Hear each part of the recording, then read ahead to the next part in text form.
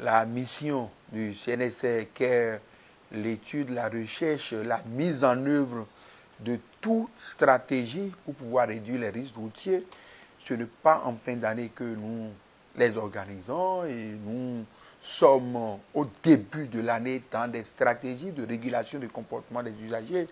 Et nous savions qu'en cette période de fin d'année, le flux que nous partageons sur nos routes font partie des causes, parce qu'un certain nombre de comportements, les comportements qui sont des comportements désobligeants, le non-respect du couloir de circulation, le non-port de casque, le non-port de ceinture de sécurité. Donc, le CNSR, ensemble avec la police républicaine, a compris qu'il faille se donner la main, autre que nous deux, nous associons les ONG. Donc, il y a beaucoup d'actions que nous menons sur le terrain. Ces actions ont démarré déjà courant deuxième semestre de l'année 2018.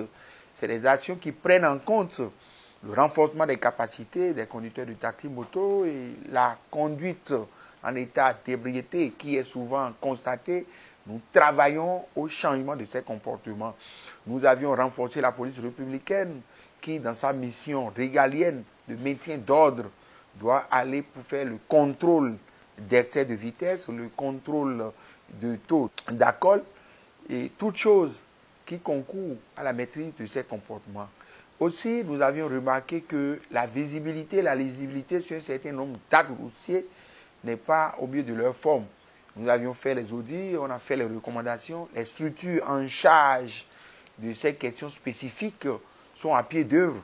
C'est d'ailleurs la raison pour laquelle vous aviez remarqué que dans la zone septentrionale, les routes que nous avions mises en fonctionnement, c'est des routes où on a renforcé beaucoup plus la coopération avec les mairies et pour que les bonnes pratiques puissent être enseignées. Les minutages, qui sont des minutages défaillants, ont été revus et spécifiquement dans nos grandes villes, on a observé également que les conducteurs de taxi-moto, je vais parler des conducteurs à deux roues, sont également sensibilisés. Nous les avions appelés au respect du code de la route, mais également à respecter ces temps de minutage par rapport au feu. Je voudrais profiter de l'occasion pour inviter nos concitoyens, nos usagers de la route à respecter scrupuleusement les messages et les bonnes pratiques que nous avions recommandées dans nos communiqués lors de nos séances de renforcement de capacité, lors de nos passages dans des marchés, dans des écoles, dans des zones administratives. Nous souhaiterons que les gens puissent quand même en avoir comme référence la maîtrise de soi. Je souhaite également que la courtoisie dans la circulation puisse être de mise.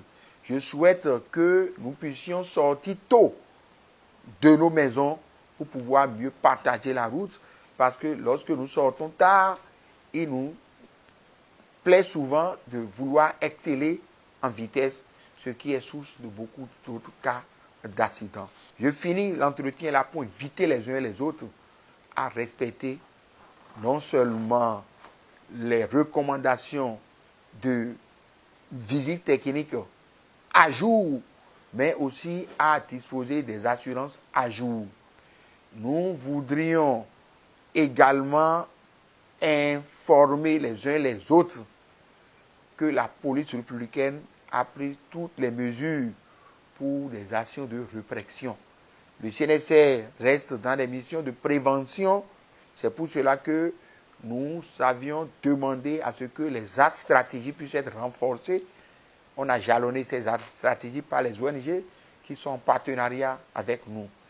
Et je sais compter sur les uns et les autres.